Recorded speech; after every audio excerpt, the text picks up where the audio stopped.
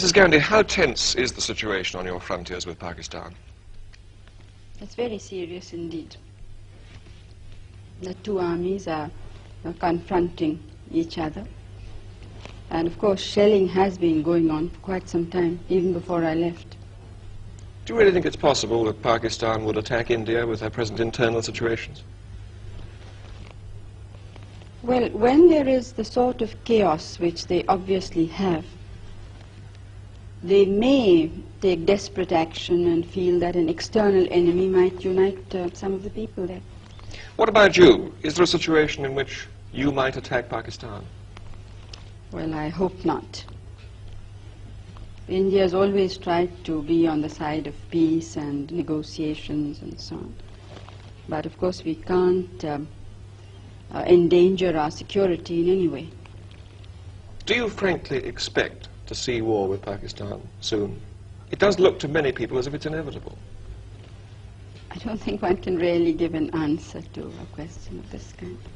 But as I said, we are trying everything possible to prevent it. Why have you not felt able to agree, as the Pakistani president has, and he suggested it, that you should withdraw some troops from your frontiers? Pakistan, as I moved its troops forward a considerable time before we did.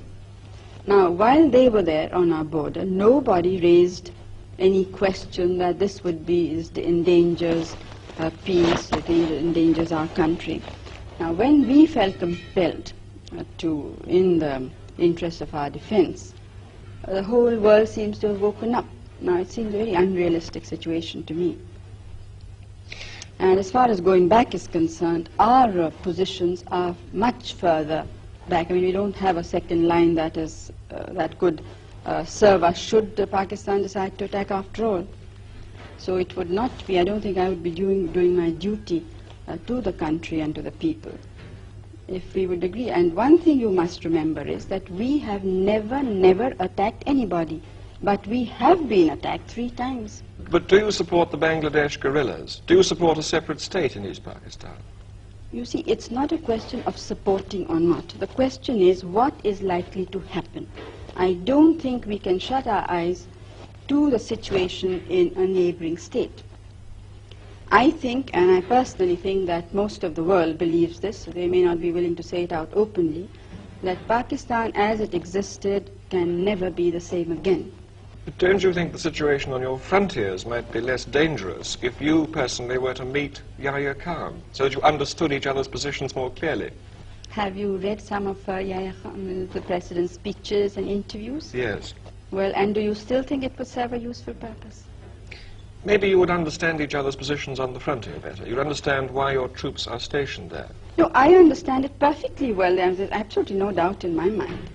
Our troops are stationed there because we were threatened by the military regime of Pakistan. In no uncertain words, there has been a situation of indirect aggression. And I don't think that you could point out to me any other head of government who in the present circumstances would have been so restrained, when the entire country is not restrained. I mean, it was great difficulty that we are holding the situation.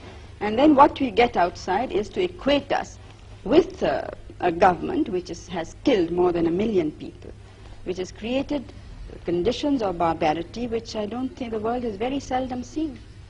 Perhaps against the Jews in Hitler's time, but I don't think in any other time of history has this sort of thing been witnessed. Do you see yourself somehow being drawn into this, being involved in this in some way that you might have to intervene in East Pakistan? Out of humanity, almost. Well, East Bengal is the affair of the leaders of East Bengal. Now, it's up to them what should happen there. Final question. The refugees are still coming over and you have this enormous problem in India. How much longer can you sustain this? Well, we can't sustain it now longer. It's now for some months it really has been something that's, water going higher and higher. What are you going to do about it? But something will have to be done. One thing I must say, that I'm absolutely determined that all the refugees of all religions must go back. We are not going to absorb them in our population. Would you, if necessary, put them back by force? Well, I'm not jumping bridges before I come to them, but I'm only sure of this, that they have to go back.